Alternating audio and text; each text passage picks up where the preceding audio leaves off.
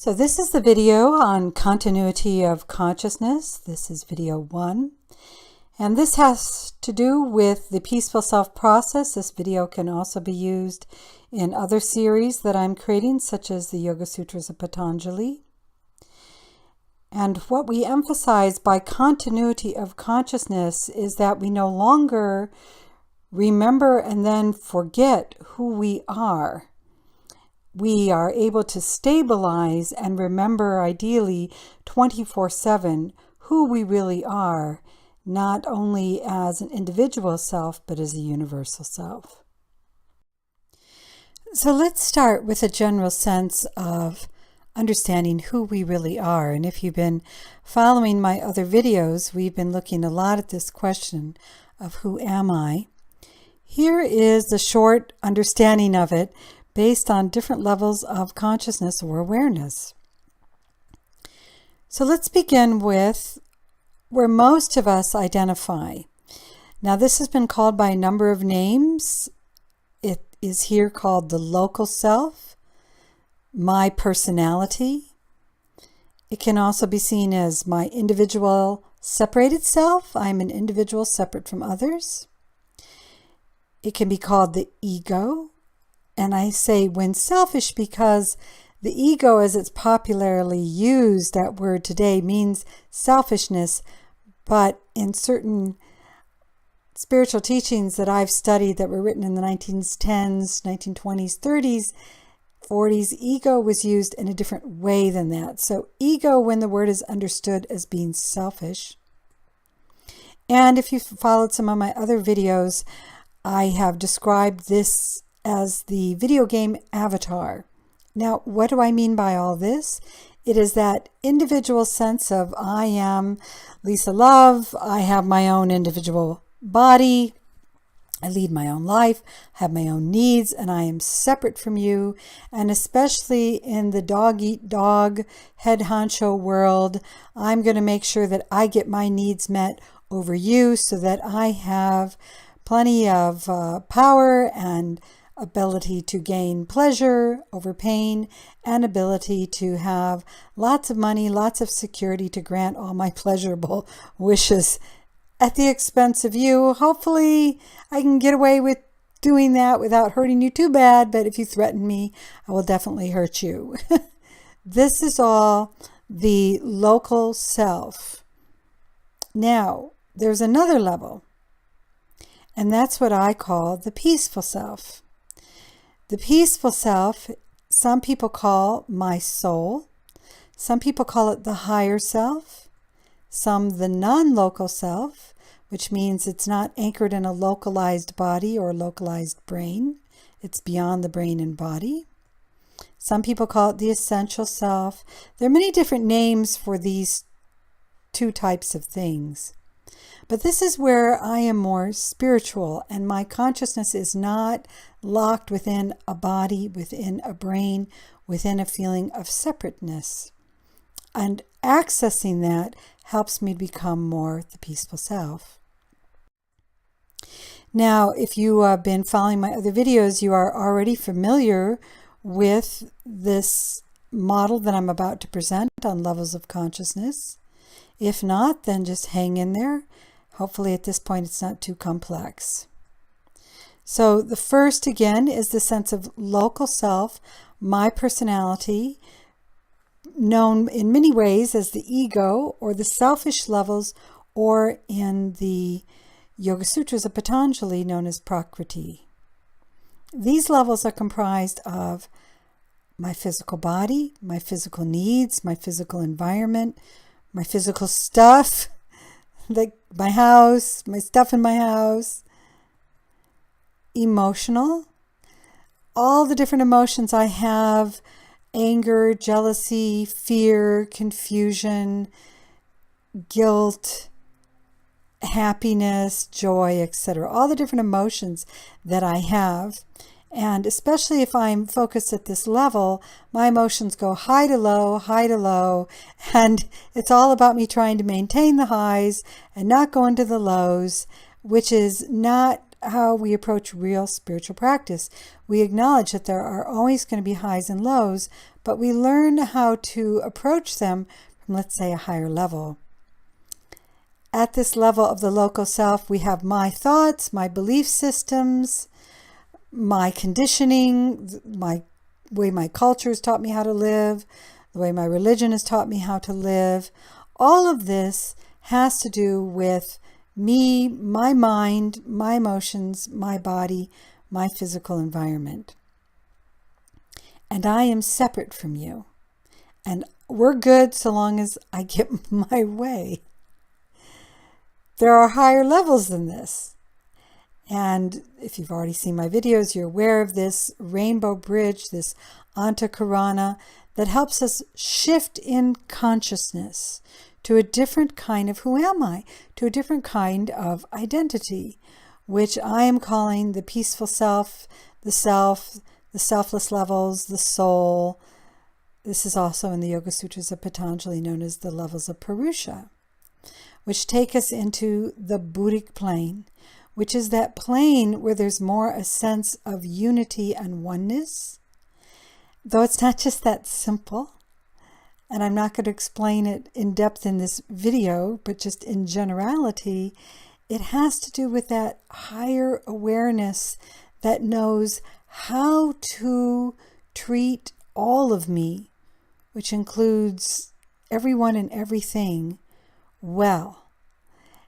And that requires a great deal of discernment and understanding and compassion. So it's not just a nicey nice feeling of we're all one. It's actually a lot more rigorous than that in knowing how to actually live that oneness. And then there's a higher level, which is Atmic, related to the Atma. And that level is beyond something I discuss a lot in these videos, except to just give you a brief glimpse of it. And it has to do more with spiritual will. So we're having a quick review. We have what I'm calling the local self, the personality. We have the peaceful self, the soul, and we shift our identity from just being that separated individual to being the soul. We practice more spiritual values and principles. We have more awareness of oneness, but in a sense, that awareness of oneness is still limited. It's not quite the universal self, which some people call the monad, or the quantum monad, or the infinite self. There's a whole nother realm here. And so when we talk about having unity consciousness, or when we talk about going into cosmic consciousness or being the universal self, it's actually a lot more rigorous to be it than to just say it or have a glimpse of it. And that's one of the main things that I'm talking about in this video series. That comes back to continuity of consciousness. It's a real different to have a glimpse of it and to live as it. Though the truth is, we're always it, but we're not always aware in our brain consciousness that we are it. And that's the secret of continuity of consciousness. We are continually conscious of who we really are. So here is the extended version of that model. We have the local self, which is physical, emotional, and mental. But I want you to notice where I have these arrows with these different colors, which I've put them according to the chakra system, that there are subdivisions in this other chart that I'm showing you. There are 7 subdivisions of each one of these main divisions. So we have Adi, monadic, atmic, buddhic, mental, emotional, physical, 1, 2, 3, 4, 5, 6, 7, further divided into 7 more if you look at the chart on the right now, so that there are 49 levels in this particular model. There are many different ways to model this. This one appears to be like a step ladder. It doesn't actually work that way. You don't lock yourself in a continual consciousness, continuity of consciousness at one level. We go up and down and around. It's not quite that simple, but this model will do for now. And so the local self has to do primarily with the mental, emotional, and physical levels. And that's what we see, except for, notice, this peaceful self includes this is known as the egoic lotus or the soul. And it is a series of petals that have 12 different petals. So within these realms of the mental plane, there are, in this particular model, 12 more divisions of soul unfoldment that we have to go through before we can truly lift up into the Buddhic plane and build that rainbow bridge across that Antakarana. So that's really important to understand, but we're not getting into the details of that in this course. Just to continue, then, the peaceful self includes that egoic lotus. That lotus, or in Christianity, it's the mystic rose. It includes the unfoldment of those symbolic levels of soul consciousness. And as they unfold, you start to connect with the Buddhic plane. And in that Buddhic plane, eventually you will also connect with the Atmic plane. And those comprise what I'm calling the peaceful self. But then beyond that is this universal self, which takes us into the monadic and the planes of Adi. And this is really well beyond anything that I am describing in any of the video courses that I am offering. So the general idea here is to get a sense of this scale of unfoldment in spiritual practice and development. And that's all I want you to take away from this right now. I'm going to attempt to convey it to you in another way now. And remember that all of this doesn't really give you the true sense of it. You can't learn what it's like to be a runner unless you get out and run. I can show you pictures, I can tell you about it, but at some point you have to actually experience it for yourself. But I'm doing my best to convey this to you. So here we have all these little individual people. Jack and Jill and Sally and Peter and whatever names you want to give these people from different cultures, different races, that all these different people, they all have their sense of their own individuality here. And for the most part, they're locked in that world of the mental, emotional, and physical that we were talking about in the previous charts that I was showing you. And then things may go right, and then things start to go wrong. They don't get as much power as they feel they need to get the pleasure they feel they want, to get the money to give them the seeming security that they want. They're just not getting it. And so at some point, they start to want to reach out for the peaceful self. But that peaceful self seems separate from them. And that's why it's often called a higher self. It's something outside of me, outside of who I am. And the universal self is even further outside and probably not even considered much at all. So at some point, we, however, may go into crisis. And as we go into crisis, we're not getting the same power to do what we want, and to get the pleasure we want, to free ourselves from pain, to have the money we need, to think that we can get the stuff to make us feel better, to give us security, etc., etc. It's not working. That game isn't working. And so we start to reach out for what we believe to be the higher self. And we can reach out through prayer, through meditation, whatever we're doing, we're trying to get some help. We don't understand that the help we're trying to get is from ourselves, because ultimately we are the peaceful self. It seems separate from us. We haven't woken up to that yet, but we can perhaps access a little help from the peaceful self, what at this point many people would call a higher self.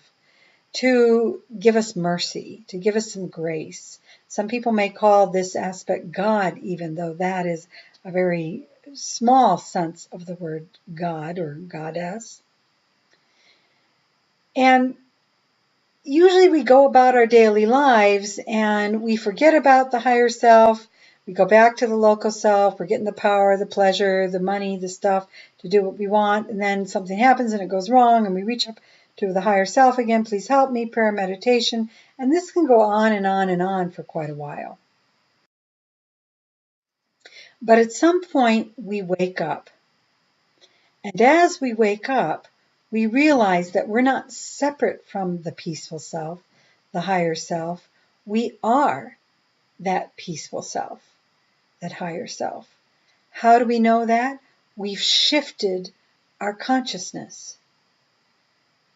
Our consciousness is now stabilized, continuity of consciousness, stabilized into where we are living as that peaceful self in our individual lives.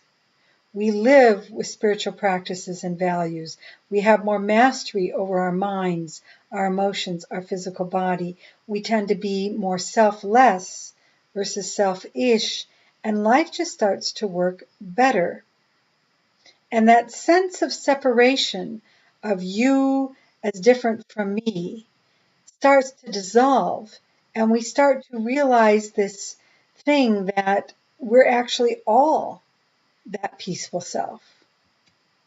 Even though we may appear as individuals, we remain that peaceful self. That sense of connectedness remains. And this is all great. This is all heading towards union, but it isn't really to the core yet. Heading into what I'm calling here the universal self, which has been called the monad, related to the monadic plane, etc. So at some point, we make yet another shift.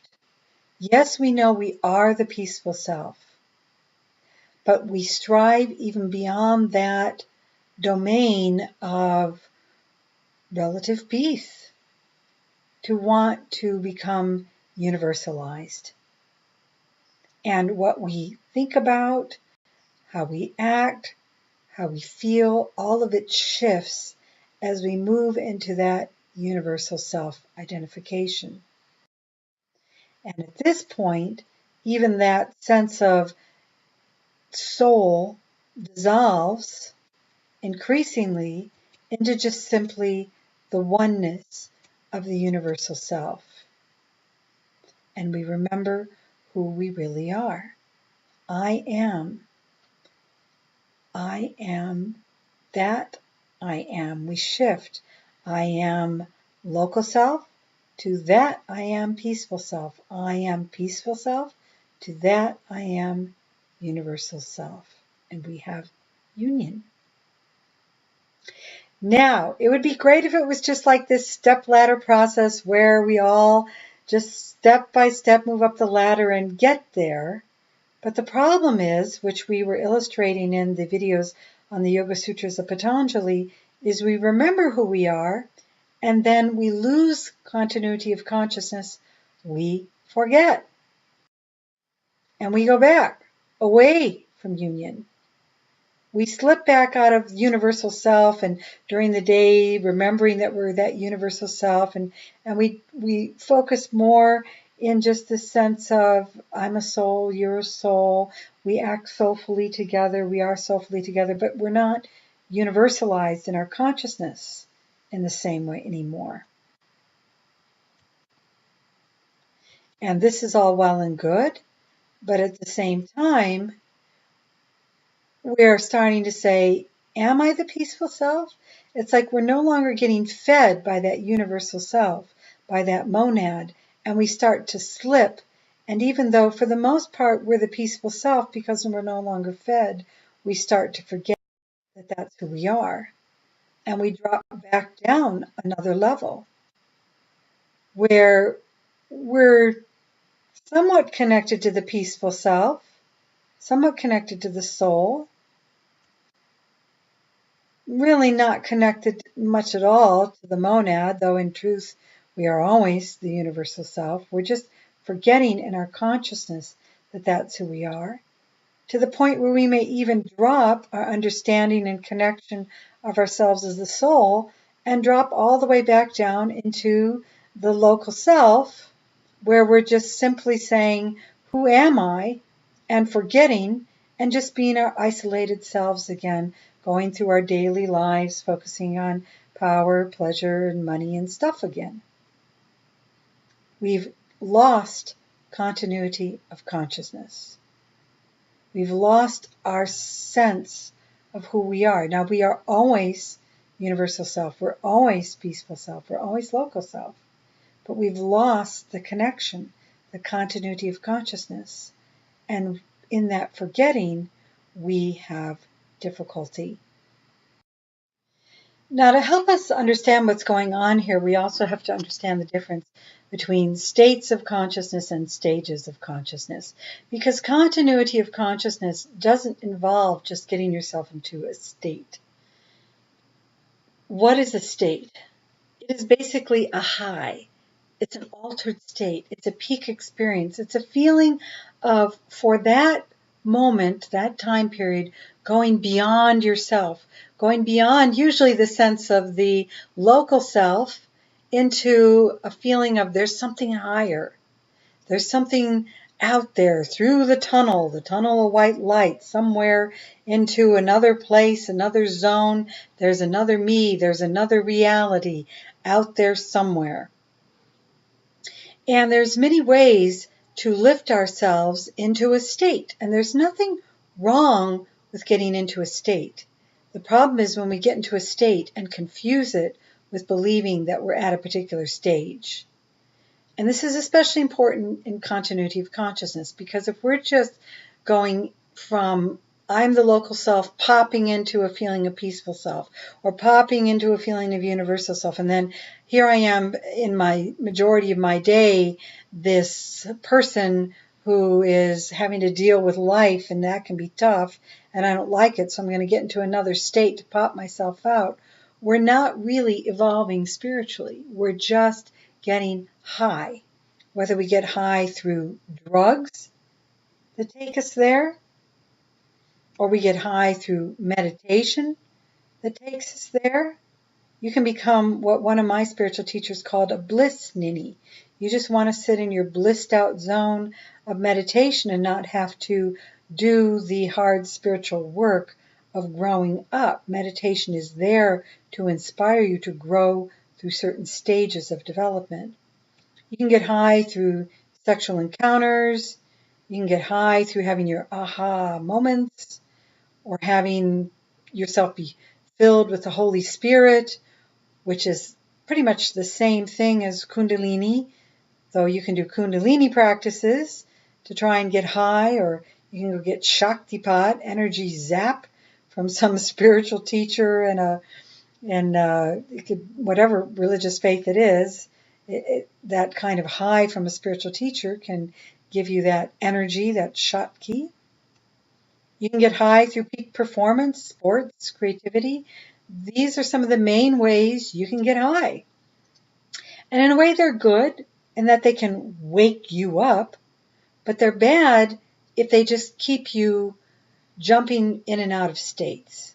At some point, we have to grow up spiritually. And just doing this doesn't get us there. It doesn't get us to continuity of consciousness. It just gets us high and low, high and low, high and low. It doesn't stabilize us. That's why it's important to understand that when you're done with your high, where are you? Where are you in your everyday contents of consciousness? What I mean by that is, what is going on in your consciousness throughout the majority of your day? Forget about that hour when you had a high. Where do you land when the high is over? Do you land primarily back in your local self, where now that your drug trip is over, or your meditation experience is over, or the Shakti pot you got from getting high at a church or a mosque or a temple or wherever you were is over, do you just go back to obsessing about power, pleasure, and money? The needs of your local self? Escaping from pain and wanting to run into pleasure? Me, myself, and I, and how I can get it, and so long as you don't get in my way and are relatively good to me, that's great. Oops, you're not good to me. Oops, I better go get another high. And so that's okay. I zap myself into another high, but do I just land back in the local self again? So for 30 minutes of my day, I'm in a state, but for the remaining 23 and a half hours, I'm in a stage. What stage am I at? Where is my main focus? Maybe I pop out into the peaceful self after that state. Maybe that state stabilizes me enough to get to a new stage of development. And that may be in the higher levels of the mental plane where I'm unfolding those 12 petals of the mystic Christian rose or the Eastern lotus. I'm unfolding and going through those stages where I'm realizing more and more my peaceful self, where I'm building that antakarana, that rainbow bridge, and crossing into that Buddhic plane, and I'm stabilizing in those higher stages. Maybe that's what I'm doing.